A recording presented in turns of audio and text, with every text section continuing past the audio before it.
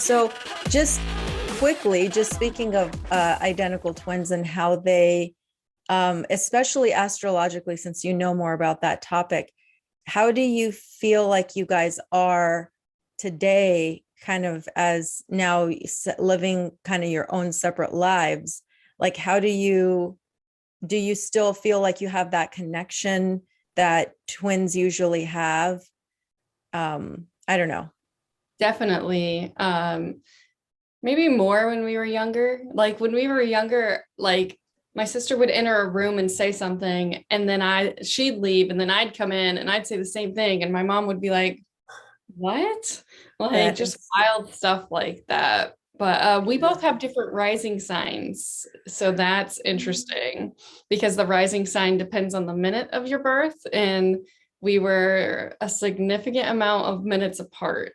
mm. So that And it's changes like, our chart. wow. So it's down to like ascendants are down to like the minute. Hmm. Wow. That's why your exact birth time is key when you look up your ascendant. So I always try to stress that with people. They're like, well, I was born around 3 p.m. And it's like, no, around. We got to know the exact time because the Wow. ascendants change every so few minutes. So yeah, it's That is mind-boggling to me on another level because like I just got to think about how our ancestors who didn't have these like things of like time divide. Oh, you were born at like 3:27 p.m.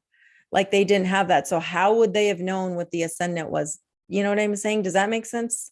Mhm. Yeah, they definitely had like some super cool ways to like keep time, like with the Stonehenge and everything.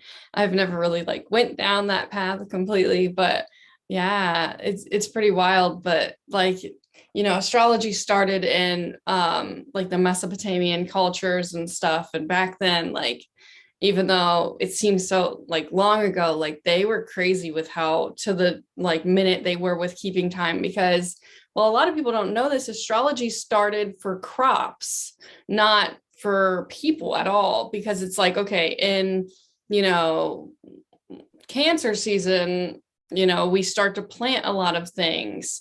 And so they used it like, okay, when Cancer season starts, we plant this plant or whatever.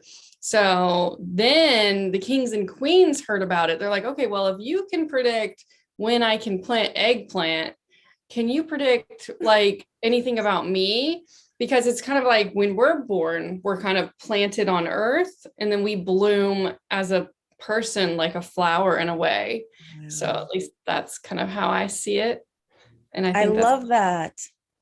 I love that aspect because it brings back nature. Like, Mhm. like one of our favorite podcasters, his name's Crow 777. That's not his name, but that's his Yeah. podcast name.